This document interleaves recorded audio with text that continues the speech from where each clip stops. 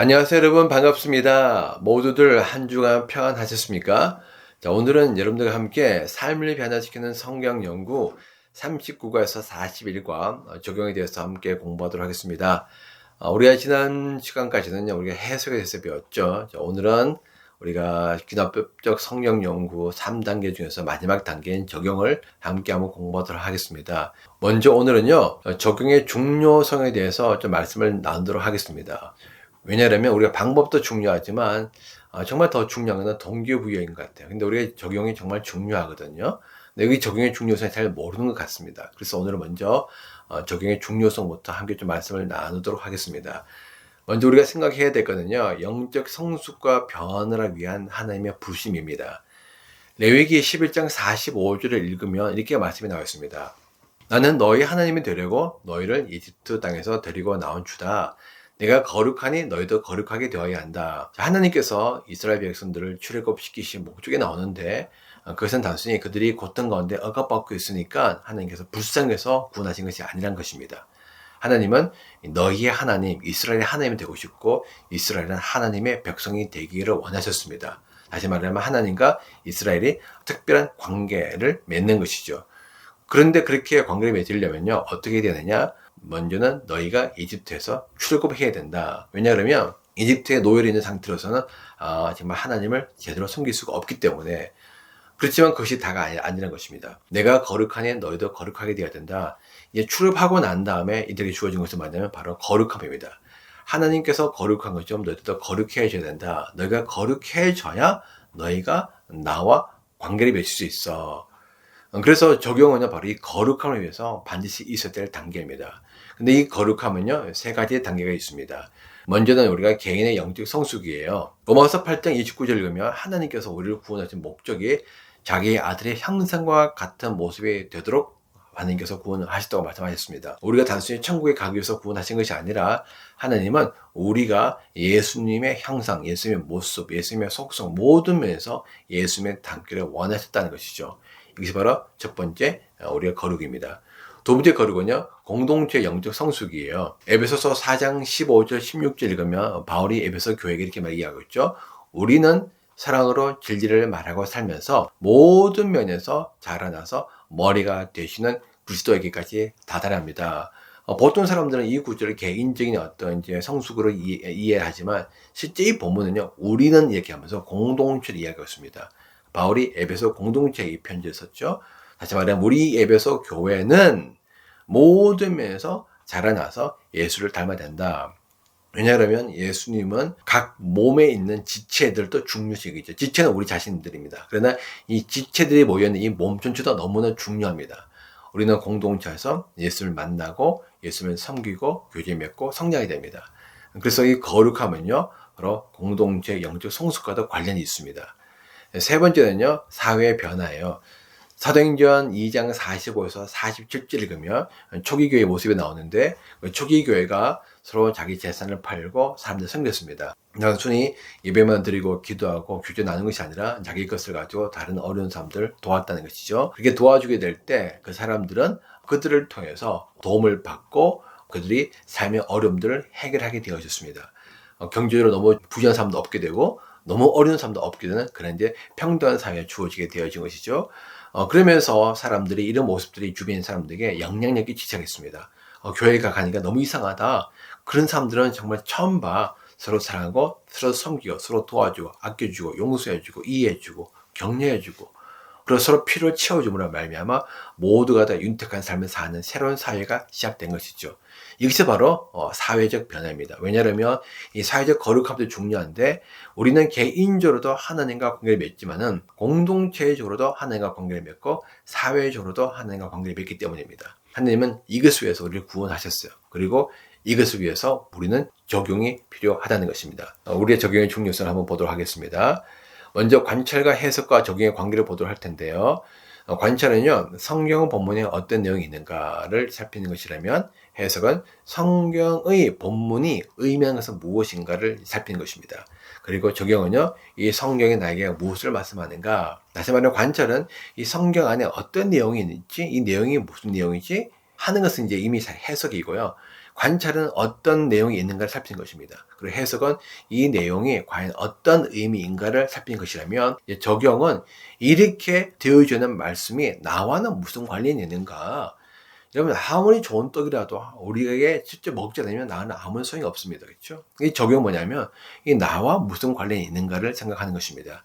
먼저 우리는 적용을 통해서 성경에 기록된 말씀이 나의 말씀이 되게 합니다. 디모데후서 3장 16절 17절 읽으면요, 성경의 모든 건 교훈과 책망과 바르게 함과 의를 교육하기 유익하다. 결국에 성경은 하나님의 사람을 유능하게 하고 온갖 선한 일을 할 수 있게 하는 것이다. 그러니까 하나님께서 우리에게 주시는 이 성경 말씀은요, 단순히 어떤 깨달음만을 위해서 주신 것이 아니라 온갖 선한 일을 하도록 하기 위해서 하나님의 사람으로서 이런 일들을 잘 할 수 있는 사람으로 되도록 하기 위해서 우리에게 교훈과 책망과 바르게 함과 의로 교육한다는 것입니다. 그렇기 때문에 우리는 이 적용이 되어질 때 이 적용이 바로 우리로 하여금 하나님의 선한 일을 할 수 있도록 해주는 것이기 때문에 이 성경 말씀이 나의 말씀이 되게 한다. 두 번째, 우리는 적용을 통해서 과거의 말씀이 현재 나의 말씀이 되는 것입니다. 요한복음 1장 14절 말씀. 그 말씀은 육신이 되어 우리 가운데 사셨다. 예수님은요, 정말 말씀이셨고, 말씀이신 예수님은 육신을 입고 오셨는데 그 말씀 그대로 사셨습니다. 우리는 이 성경 말씀이 진리의 말씀임을 압니다. 그렇지만 이 말씀은 또 오래전에 쓰여졌던 말씀입니다. 그런데 이 말씀이 우리가 적용을 통해서 현재 나의 말씀이 되는 것이죠. 그럼 가령 예를 들어서 여호수아서를 읽었는데 이스라엘이 여리고성을 돌면서 여리고성이 무너지는 것을 경험했습니다. 그들이 가나안 땅을 정복하기 위해서는 반드시 여리고성을 먼저 점령했어야 되는데 너무나 굳건하고 튼튼한 여리고성을 그들이 점령하는 것은 너무나 어려운 일이었어요. 근데 하나님께서 7일 동안 계속 돌게 하셨고 마지막 날은 7번 돌고 또 외치게 하셨죠. 그런데 여리고성이 무너진다는 것입니다. 우리 생각으로는 도저히 이해할 수 없는 일들인데 하나님께서 말씀하셨고 그들에게 순종해서 무너졌습니다. 이런 성경 말씀을 읽었다고 쳐요. 자, 그러면 이 말씀이 옛날에 적혀졌던 말씀인데 이미 3,500년 전에 기록되는 말씀인데 그 말씀이 나하고 좀 무슨 상관이 있습니까? 그랬구나라고 끝나면 나와는 아무런 의미가 없는 것이죠. 나와는 아무런 상관이 없는 것입니다. 그런데 한번 생각해 보는 거죠. 현재 지금 나의 삶에 굉장히 중요한 어려움이 있습니다. 큰 어려움이 있습니다. 하나님께서 주신 어떤 일들을 감당하고 또 맡겨진 일들을 내가 함에 있어서 또 주어진 길을 감에 있어서 좀 나에게 어떤 장애물이 있어요. 그 장애물은 나의 힘으로는 굉장히 이길 수 없는 큰 장애물에서 너무 버겁게 느껴지고 포기하고 싶은 마음이 들 수도 있습니다. 그럴 때 우리 이 말씀을 읽고 난 다음에 하나님께서 나에게 무엇을 말씀하는가? 하나님께서 나에게 너도 믿음으로 이거를 돌파해라. 믿음으로 이거를 이겨라. 믿음으로 너가 내 말에 순종하면 이것이 무너지는 역사를 보게 될 것이다. 그 마음을 받았다 칩시다. 그렇다면 우리는 그 마음을 가지고 이 모든 상황에 대해서 믿음으로 반응하는 것이죠.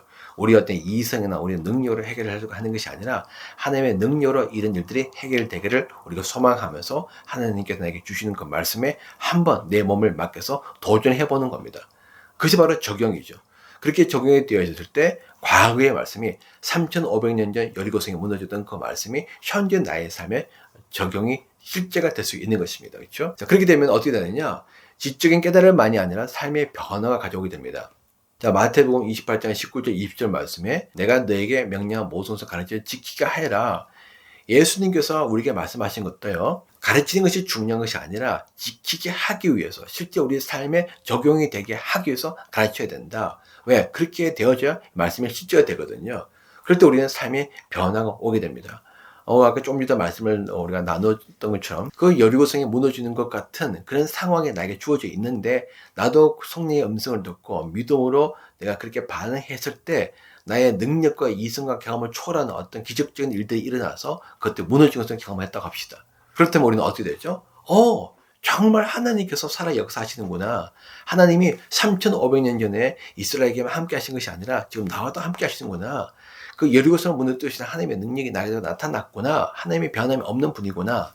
이거는요, 지적인 깨달음만이 아니라 삶에서 믿음의 변화를 가져오게 됩니다. 믿음의 변화를 가져오게 되는 것이죠. 근데 그 믿음의 변화를 가져오는 그것이 어떻게 되어졌죠? 우리가 그 말씀에 내 삶에 적응했을 때, 그 말씀을 우리 지켰을 때, 그렇죠? 우리 삶의 변화가 가져오게 됩니다. 그렇게 우리의 삶의 변화를 가져오게 되면 네 번째, 적용을 통해서 하나님과의 실제적인 관계를 맺게 되는 것이죠.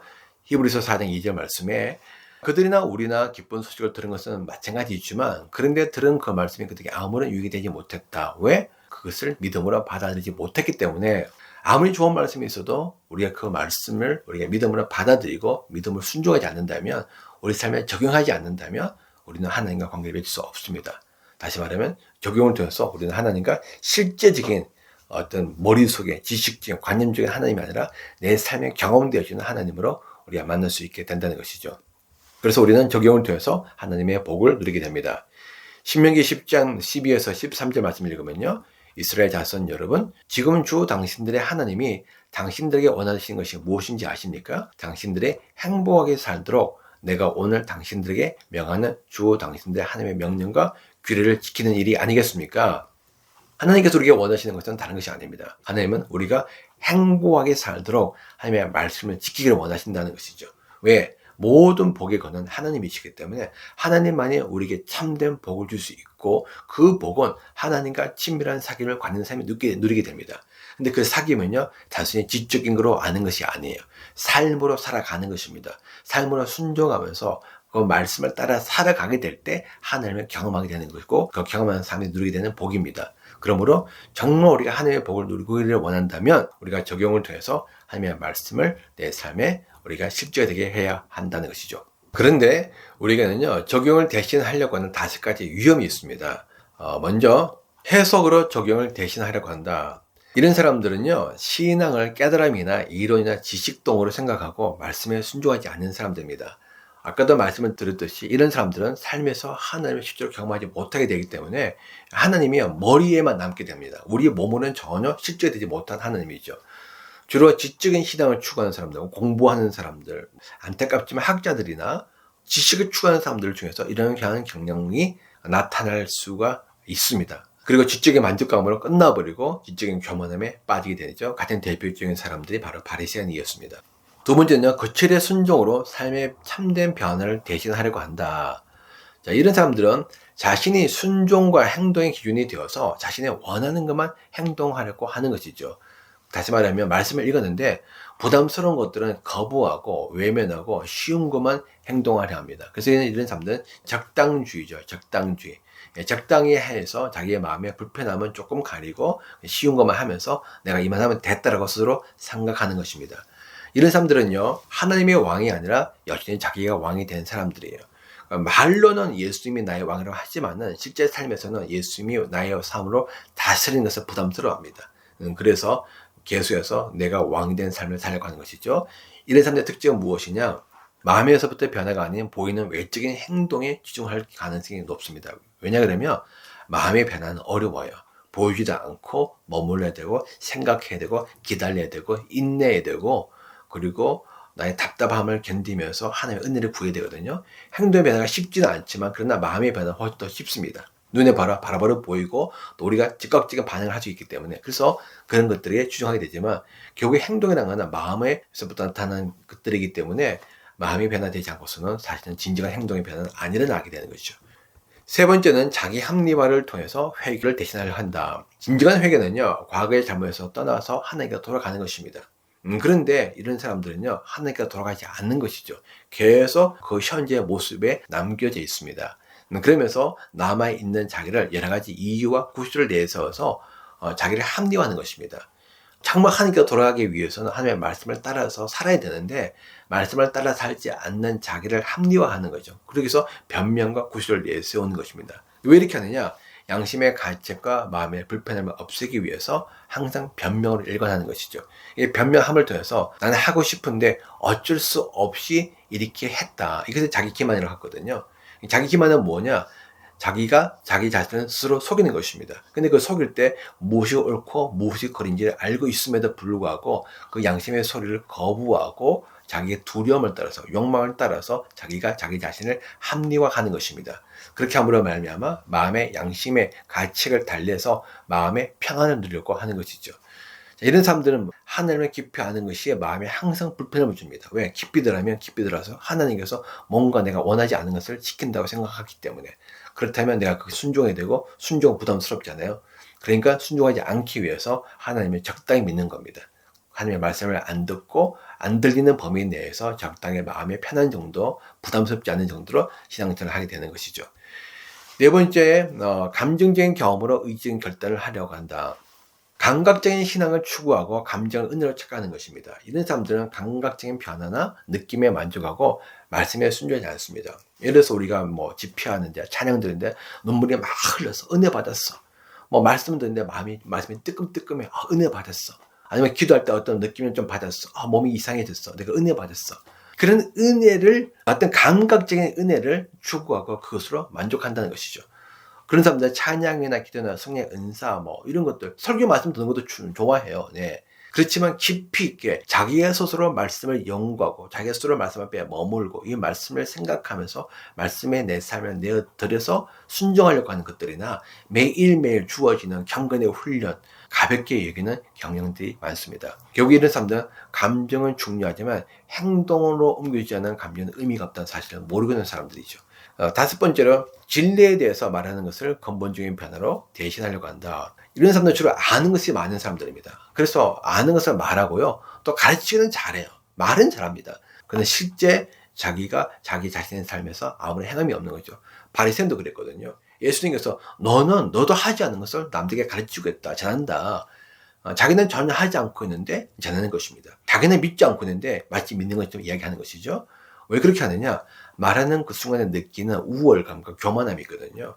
이 사람들은 내가 아는 것을 내가 믿는다고 착각하는 사람들입니다. 내가 많이 알기 때문에 나는 더 영적으로 우월하다고 교만함에 빠져 있죠. 그래서 그런 것들을 통해서 내가 자꾸 말을 함으로 나의 영적 교만을 충족시키고 우월감을 만족시키는 것입니다. 그러면서 자기의 영적 실상을 감추는 것이죠. 말은 많지만 행함이 없는 거짓되고 위선적인 신앙입니다. 신앙적인 지피와 영적인 성찰이 없고 인생을 허송설하게 된다는 것이죠. 자, 그럼 우리는 어떻게 되느냐? 이렇게 신앙생활을 하게 되면 먼저 교만하고 완고해집니다. 이렇게 될수록 사람들은요, 점점 더 마음이 더 교만하고 완고해져서 영적인 착각에 빠지게 만들어요. 자기의 영적 실상을 보지 못하고 결국은 거짓과 위선된 삶을 살게 되고요.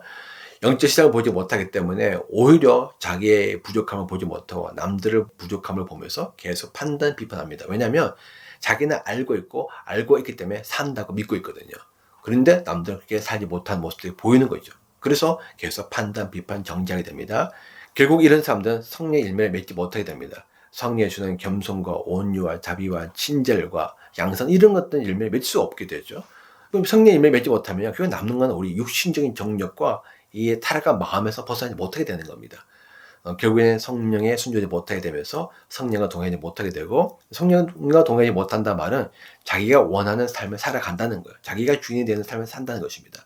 이런 사람들은 경건은 뭐야? 교회는 다니고 예배도 드리고 봉사하고 성도님 그러면서 집사님 그러면서 말은 잘하지만은 실제 경건의 능력, 예수를 닮아가는 죄와 싸워서 이기는, 어둠의 세력과 싸워서 이기는, 모든 면에서 예수를 닮아가는 어떤 경건의 능력은 없기 때문에 무기력함과 패배에 빠진다. 그리고 예수를 닮아가는 성숙함과 강건함이 없어지죠. 당연한 겁니다. 그리고 일곱 번째, 거짓 확신. 이건 뭐냐면 자기가 알고 있기 때문에 자기는 믿고 있다고 생각하는 것입니다. 근데 진짜 믿음은요, 행동하게 돼 있거든요. 진짜 믿음은 반드시 행동이 나오게 되어 있어요. 우리가 말한다고 해서 그것이 우리의 믿음을 고백하는 것이 아니라 우리의 행동이 우리의 믿음을 우리가 증명하게 되어 있습니다. 이 사람들은 행동하지는 않고 말만 하면서 믿고 있다고 생각하는 것이죠. 거짓 확신이죠. 그러면서 자기는 아예 구원받지도 못하는데 구원받은 것으로 착각할 수도 있다는 것입니다. 여덟 번째, 성령이 주시는 참된 평안과 기쁨을 누리지 못하게 됩니다. 당연하죠. 그리고 공동체에 덕이 되지 못합니다. 이런 사람들은 자기가 자기 삶의 주인이 되어 있기 때문에 자기 생각을 따라서 살기 때문에 결국에 자기 생각이 무엇이죠? 다 죄밖에 없거든요. 자기의 중심적이고 자기의 만족을 위해서 다른 사람들 지배하고 주장하고 판단하고 비판하고 정죄하고 이해하지 못하고 계속 이런 분란과 갈등과 대립을 일으키는 일들을 하게 되기 때문에 나중에는 하나님께서 심판을 하실 그런 것들을 자기가 스스로 막 쌓아 올리고 있는 그러한 사람들이 됩니다. 그래서 우리 야고보서 1장 22절, 25절 보면 이렇게 되어 있죠. 말씀을 행하는 삶이 되십시오. 그저 듣기만 하여 자신을 속이는 삶이 되지 마십시오. 말씀을 행하야 하는 것이 중요하다는 것입니다. 그저 듣기만 하고 자기를 속이는 사람이 되지 마십시오. 마치 듣는 것을 아는 것처럼, 아는 것을 믿고 있는 것처럼 착각하지 말라는 것입니다. 자기 기만에 빠지지 말라는 것입니다. 그렇죠? 말씀을 듣고도 행하지 않는 사람은 있는 그대로의 자기 얼굴을 거울 속으로 들여다보기만 하는 사람과 같습니다. 우리가 아침에 여러분 직장에 나갈 때 거울을 보고 나갑니다. 왜 나갑니까? 혹시 얼굴에 뭐가 이상한가? 머리가 제대로 떼어졌나? 근데 머리가 이상하고 얼굴에 아직 뭐가 묻어 있었어. 그럼 우리는 얼굴 다 고치고 머리도 다듬고 가겠죠? 근데 거울을 보고서 얼굴이 이상하고 머리가 이상한데 아무런 행동도 취하지 않고 그냥 간다면 거울을 보는 의미가 없습니다. 거울을 왜 봅니까? 우리가 우리 자신을 다듬기 위해서, 우리가 자신이 바르게 되는지 확인하기 위해서 보는 것이잖아요.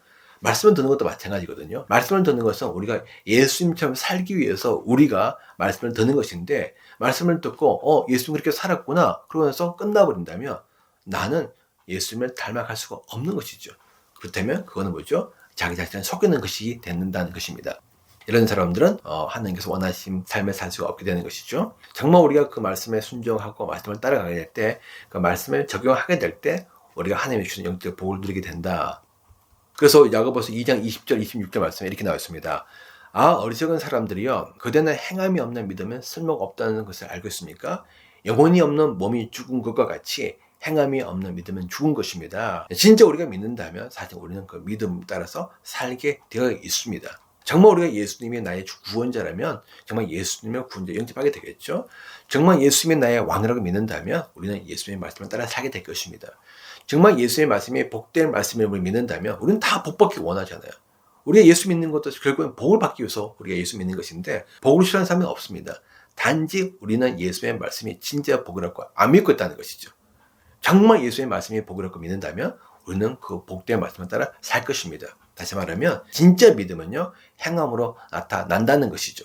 그래서 우리는 기도할 때 정말 행함이 있는 믿음이 있어요. 여러분 기도하시기 바랍니다. 그런데 이 시대 우리 안타깝게도 교회가 적용이 없다는 것이죠. 넘치는 성경 공부와 설교, 그렇죠. 성경 공부도 교회마다 많습니다. 설교 유튜브들 하면 너무너무 많습니다. 그러나 우리는 전혀 변하지 않는다. 이게 많은 사람들이 정말 고민하고 있는 바거든요. 뭐 변하긴 해요. 그렇지만 변하는 것도 너무 얕은 수준, 정말 근본적으로 깊은 근원적인 어떤 레디컬한 급진적인 변화는 안 일어난다. 이것이 지금 교회가 직면한 가장 심각한 문제 중에 하나이다. 왜 이런 문제가 일어나게 되느냐? 먼저 하나님에 대한 진지함이 없기 때문에 말씀을 깊이 관찰하지 않는 것입니다. 우리는 우리의 삶에서 진지합니다. 건강에서 진지해요. 자녀 교육 문제 진지합니다. 사회에서 진지합니다. 정말 많은 것들에 대해서는 진지한데요. 가장 중요한 하나님에 대해서는 그렇게 진지하지가 않아요. 가벼워요. 그렇다 보니까 하나님의 말씀을 깊이 관찰하지 않는 것이죠. 그냥 대충 읽고 듣고 그냥 끝내는 것입니다. 하나님에 대한 갈망이 부족하다 보니까, 정말 하나님에 대한 목마름이 별로 없다 보니까 정말 이 말씀이 무슨 말씀인지 바르게 해석하지 않은 것입니다.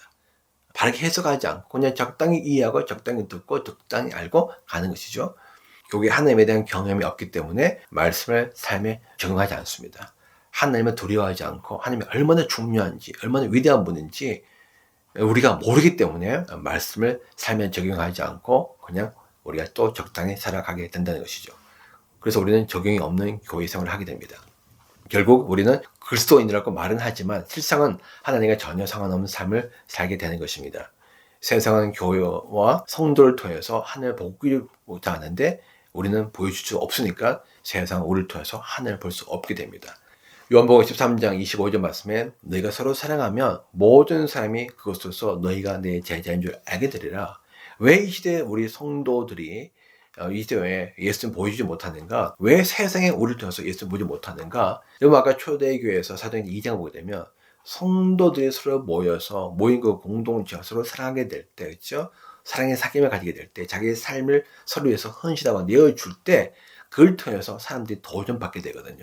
자기가 볼 수 없는 모습을 교회에서 보게 되거든요. 그래서 그들도 교회에 오게 되는 것입니다. 너희가 서로 사랑하게 되면, 이 서로 사랑하게 된다는 이 말씀에 우리가 순종하게 되면, 이 말씀에 적용하게 된다면 우리는 이 공동체 안에서 예수님의 사랑이 넘쳐나게 될 것이고, 그렇게 되면 세상 사람들은 우리를 통해서 사랑이신 하나님을 보게 될 것이다.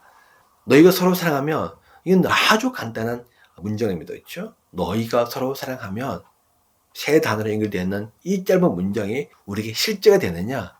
정말 우리가 이 말씀에 진지하냐? 이 말씀이 우리에게 어떻게 적용될 것인가 우리 고민하고 있느냐, 어떻게 해야 우리가 서로 사랑할 수 있을 것인가, 나는 정말 서로 사랑하고 있는가, 사랑하지 못한다면 무엇이 우리를 그렇게 방해하고 있는가, 무엇이 우리를 하여금 그를 어렵게 만드는가, 내가 어떻게 해야 사랑할 수 있을 것인가, 내가 사랑하지 못하는 사람은 누구고 내가 좋아하는 사람은 누구인가, 이런 것도 우리가 고민을 하고 우리 정말 진지하다면 여기에 대해서 깊이 생각하겠죠.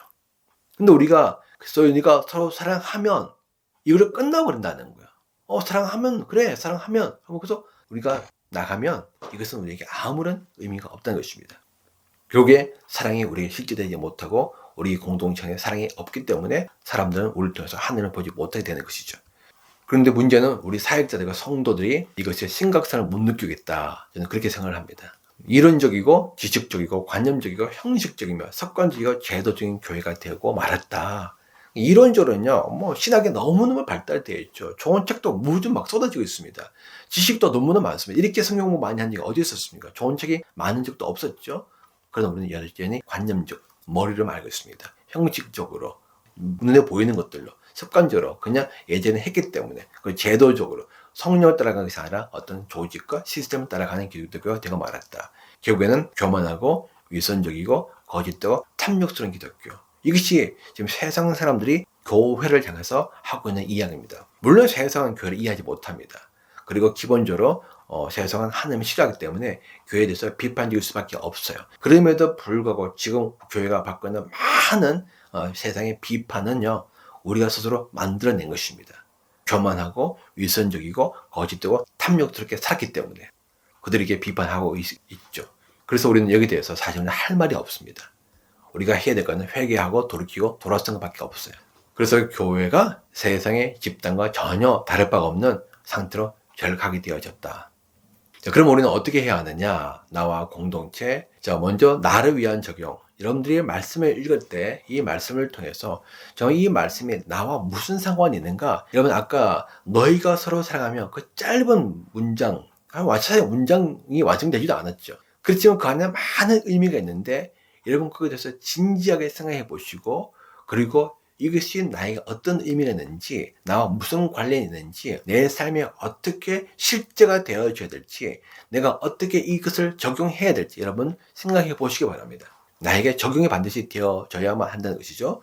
두 번째는요, 공동체를 위한 적용. 특별히 예언서나 공동서신 보면 많이 그런데 아까도 우리가 보게 되면 에베소서 4장에 우리가 모든 면에서 머리가 되시는 예수를 닮아야 된다고 이야기했거든요. 사랑으로 진리를 말하면서 사도 바울이 이렇게 이야기했죠. 보통 그런 걸 이해할 때 나에 대해서 주장하고 있지만은 그러나 성경은요 1차적으로 개인에게 준 것이 아니라 특별히 공동서신은 예언서는요 공동체에 준 겁니다. 공동체가 함께 읽고 공동체가 함께 반응하고 공동체가 함께 기도하고 공동체가 함께 노력하고 공동체가 함께 적용하고 공동체가 함께 격려하고 힘써 그걸 지켜내는 것입니다. 그러니까 공동체에 위한 적용을 해야 한다는 것이죠. 근데 우리는 많은 경우에 이 공동체에 위한 적용을 잘 하지 않습니다. 특별히 큐티는 더 그렇습니다. 그렇지만 공동체에 위한 적용이 필요합니다. 그래서 1차적으로는요, 나를 위한 적용하고 2차적으로는 반드시 공동체를 위한 적용, 이 공동체 안에서 어떻게 이것이 적용될 것인가, 어떻게 우리가 실제가 되게 해야 할 것인가, 우리가 순종한 것은 무엇인가를 고민해야 한다는 것이죠. 그러면 공동체 위한 적용을 어떻게 해야 되는가? 먼저요, 나 자신이 해야 할 걸 하는 것입니다. 공동체 위한 적용은요, 조금 어려운데 1차적으로 중요한 건 뭐냐면 이 공동체에서 내가 해야 할 것은 내가 먼저 한다. 그러니까 다른 사람들에게 다른 사람들이 나를 사랑하지 않는데 다른 사람들이 섬기지 않는데 내가 왜 해? 그거는 다른 사람들의 몫이고 그거는 그들과 하나님과의 관계에서 그들이 해결해야 할 문제고 나는 그럼에도 불구하고 해야 할 걸 한다는 것이죠. 이것이 중요합니다. 다른 사람들 신경 쓰지 말고 다른 지체들도 중요하지만 더 중요한 건 나 자신입니다. 내가 할 거는 내가 먼저 하는 것입니다. 왜? 내가 할 거를 하지 않으면 결국에 하나님도 나에게 책임을 물을 것이거든요. 그들도 하지 않았는데 그럼 너는 어떻게 했느냐? 물을 때 우리가 뭘 대답하겠습니까? 그들은 그들이고 나는 나인 거죠. 그들이 잘못된 길을 간다해서 나까지 잘못된 길을 가겠습니까? 그들이 하나님의 심판을 받아서 나까지 심판을 받겠습니까? 그럴 수는 없잖아요. 그들은 그렇게 하더라도 나는 하나님 앞에 인정받고 칭찬받고 상급을 받아야 되지 않겠습니까? 그러려면 먼저 내가 할 일은 내가 하는 것입니다. 그리고 두 번째, 하나님이 주신 마음을 가지고 공동체에서 기도하는 것입니다. 많은 부분은요, 기도하는 것입니다. 공동체에서 우리가 적용할 땐 사실 우리가 어떤 경우는요, 참 우리 자신에게 적용하기 어려운 경우가 많이 있고요. 또 어떤 경우는 너무나 거대한 문제이기 때문에 내가 어찌 할 수 없는 부분들이 많이 있습니다. 예를 들어서 아까도 얘기했듯이 이 공동체 안에 말씀이 적용되는 것 정말 중요한 부분인데 이 시대 우리 교회가 적용이 너무 약하거든요. 너무 관념적이고 지식적이고 개념적이고 이론적인 기독교로 전락해버리고 말았습니다. 이것이 정말 전반적인 우리의 교회의 모습인데 현재 이 모습을 사실 제가 바꿀 수는 없어요. 제가 할 수 있는 거는 먼저 제가 섬기고 있는 이 공동체가 그런 공동체가 바른 공동체가 될 수 있도록 제가 최선을 다하는 것이고, 그건 먼저 내가 해야 할 일이죠. 두 번째는요, 이 시대의 교회가 하나님 앞에 바르게 설 수 있도록 기도하는 것입니다. 그게 제가 할 수 있는 거예요. 할 수 있는 것만 하면 됩니다. 근데 그것은 가장 대표적인 것이 바로 기도하는 것이죠. 그리고 나서 성령님께서 때때로 우리에게 말씀하신 것이 있습니다. 그러면 그 말씀한 것을 우리가 해야 한다는 것이죠. 전해야 할 것이면 전하는 것이고 해야 할 일 있으면 해야 하는 것입니다. 저처럼 이렇게 말씀을 전하는 사람은 말씀을 전하는 것이죠. 들을 사람이 얼마나 있을지 모르겠고 또 얼마나 반응할지도 모르겠지만 그러나 전하는 것입니다. 그리고 또 제가 할 것은 하는 것이죠. 이렇게 강의안을 만들고 또 파워포인트를 만들어서 여러분에게 전하는 것입니다. 이것이 제가 하는 일입니다. 이것이 제가 할 수 있는 일이고요. 이렇게 하시면서 실제 우리의 말씀이 정말 우리가 하나의 어떤 문자로만 끝나는 것이 아니라 정말 말씀이 육신 되신 예수님처럼 우리의 삶의 실제가 되어지고 그 말씀도 사라지는 삶을 사시는 여러분들이 되기를 바랍니다. 기도하겠습니다. 하나님, 오늘 우리가 적용의 중요성에 대해서 말씀을 배웠습니다. 하나님, 우리가 말씀을 듣고 그치는 자가 되지 않기를 원합니다. 하나님, 자기 자신을 끊임없이 변명하는 자기 합리화하는 자가 되지 않기를 원합니다. 하나님, 우리가 아는 것을 사는 것으로 착각하지 않기를 원합니다.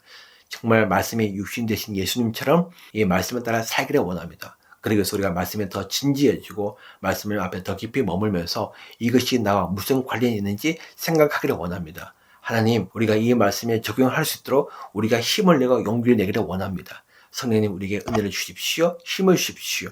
하나님, 다시 한번 담대함을 다해 주십시오. 우리가 이렇게 살겠습니다. 하나님, 우리가 할 수 있는 건 우리가 하겠습니다. 할 수 있는 것은 미루지 않겠습니다. 다른 사람과 상관없이 내 몫은 내가 하겠습니다. 하나님, 그러한 우리에게 은혜를 다해 주시옵소서. 예수님 이름으로 감사하며 기도합니다. 아멘.